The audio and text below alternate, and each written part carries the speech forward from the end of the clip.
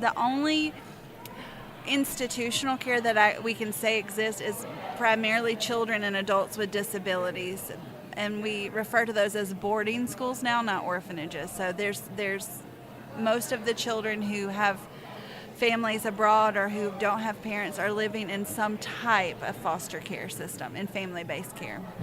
So, Brian, how does the ministry with which you're associated, the type of ministry that you do, how does it get involved with these families in ministry?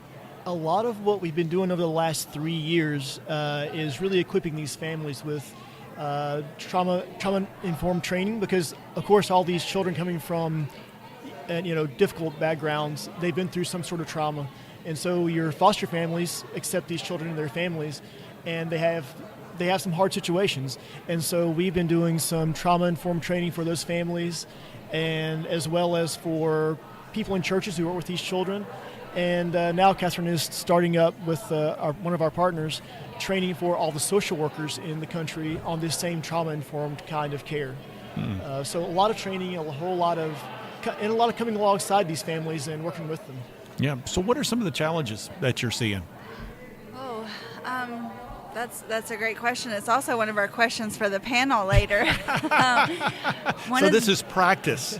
So for me personally, stop me if you think this is wrong, Brian, but for me personally, one of the challenges is there is a very post-Soviet mindset, and while Moldovans are willing to serve and willing to do so many things, there is still somewhere in their minds a mindset that not all children are image bearers.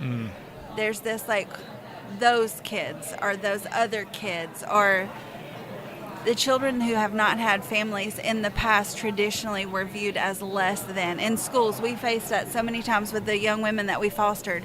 We would go to schools and have to go to bat for them, because even the teachers, people in education of children, would treat them differently just because on paper it said that they didn't have their parents, that they were in foster care. And so it's just the biggest challenge is shifting that mindset of understanding that all children are image bearers. Brian and Kathryn Jones joining me today here at Faith Radio Meeting House Media Central at the 2026 Missions Conference at Frazer Church in Montgomery. This is the Meeting House here on Faith Radio. Well, when you look at the nature of your work and the rewarding aspects, the blessings, if you will, of the work that the two of you do, and I'll ask both of you to weigh in on this. Brian, you first. What would you say? I guess, people sometimes will say, oh, well, what you're doing is a blessing to the young people, but we feel more blessed to know them than we feel like we can possibly ever bless them. We get to have these relationships with a bunch of amazing young people in Moldova and get to become part of family for them. And we never expected something like that when we moved there. So we feel so blessed to get to know these people and have relationships with them that are really meaningful. And so we're very thankful for the chance to do that. Kathryn?